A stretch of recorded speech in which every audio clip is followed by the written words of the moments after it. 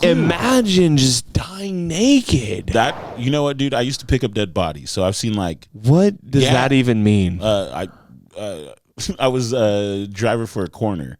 The San Joaquin County, Corner Sheriff's Office. Jesus. So you've seen dead bodies. Oh, dude, I've seen it all. You've touched them. You've rolled them onto shit. I've seen dead bodies and I've seen decomposed bodies and. Oh no, bro! I've done. Oh my gosh! Did you get good money for that? I'm very interested in knowing. I feel like I got cheated. Like I should have gotten paid really well, but I feel like they fucked me.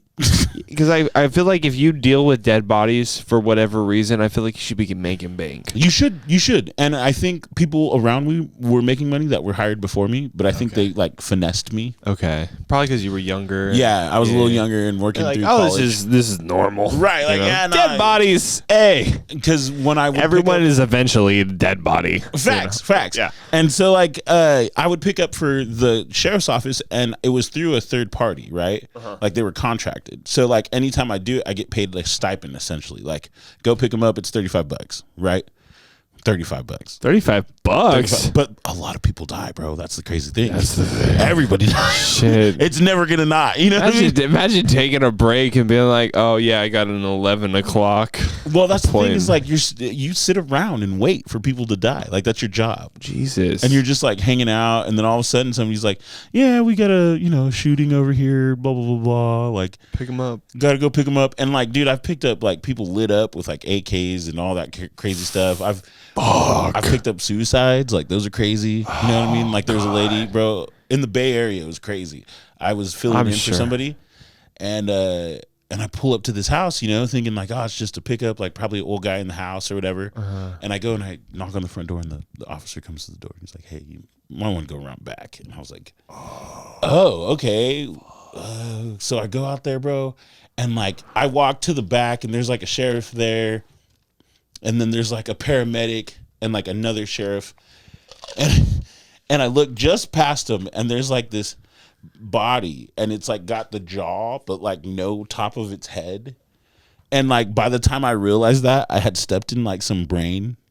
Like it was crazy, dude. It was the craziest thing I've ever experienced. Yeah. Jesus. Yeah. It was crazy, bro. And so like had to pick it up, had to like pick up all the teeth and the brain and the skull fragments and all that crazy stuff. You gotta pick that up? Had to pick it up. Did you wear gloves? Yeah, of course. Okay. What did you like wear? Like what kind of pants were you wearing? So you'd wear like a slack style pant and then like a blue button up, because blue's really like calming. You know what I mean? And then you'd have gloves, and you'd have a gurney and a body bag, and then like a sheet to put over the body bag. What? And so like you roll around in those like creeper vans, The hearse or the the hearse is for like the funeral. The funeral. Yeah, they pick you up in a white van. So that was my first job ever, was a pallbearer. Oh, dude. So my dad got me this job back when I was like 17. Yo. And so we used to carry bodies and shit. And like I never touched a body, nor did I ever touch like the wrapping of a body.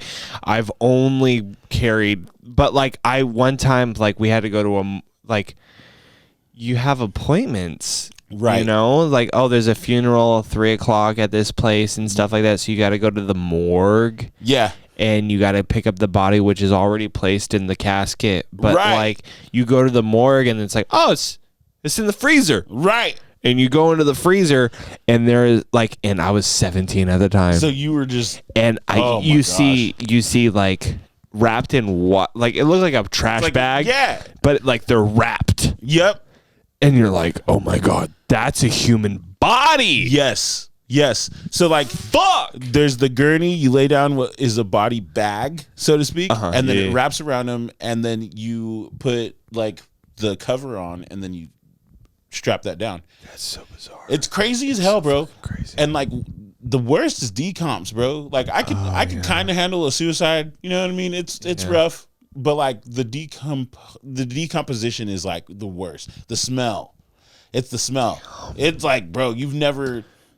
I have a good story about a decomp. Oh yeah, tell me, bro. So okay, it was like a Saturday, right? It was like a Saturday night afternoon. It was sun was setting, and I get this call, and it's in Stockton, and it's at this apartment, And bro, so I pull up to this apartment and like I'm walking up to the apartment and I see the sheriff outside, and then this dude who I worked with, he was like a soldier, bro. Like he just could do the job and he was clean about it.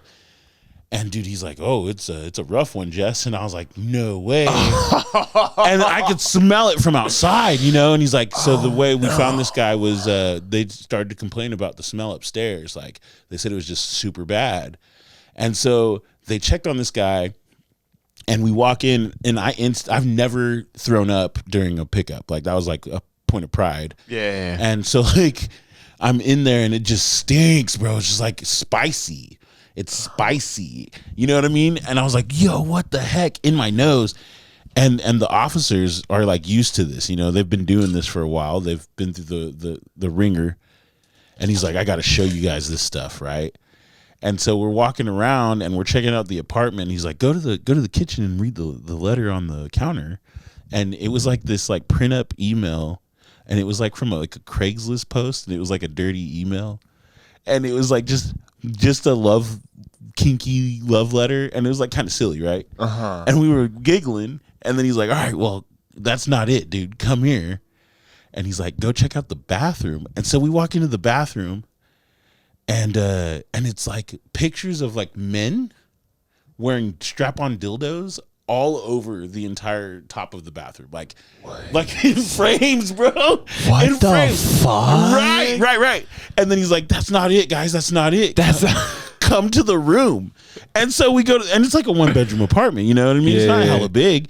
And so we go out and into the room, and same sort of deal. Guys wearing strap-ons in frames. And then he goes and pulls open this drawer, and it's just jiggling, and it's tons of dildos, like all the dildos you could ever see, dude. Oh my god, all of them, bro. Jesus. And then he pulls open the second drawer, and the same thing, boom, just like, more dildos, like those crazy big ones, bro. Like, what do you do with all those dildos after the fact? And you got to throw them away, bro. And so can't resell them. You think that's like the highlight, right? Like this is all hilarious, and then you go see this guy. Oh no, bro! So like he passed. This was away. a suicide, or he just died. He passed. Okay, he passed away, dude, and it was the most epic way to go out. Like the most epic way to go out. I'm not joking. He was watching TV Land, right?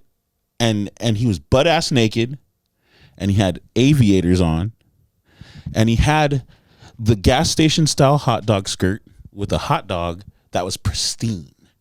There was no ketchup or mustard on this shit. Just a raw dog. Right there, just a raw dog. And he's in his aviators watching TV Land butt ass naked. What the on his lazy boy. Fuck? Are you serious? And the crazy part is he was completely black.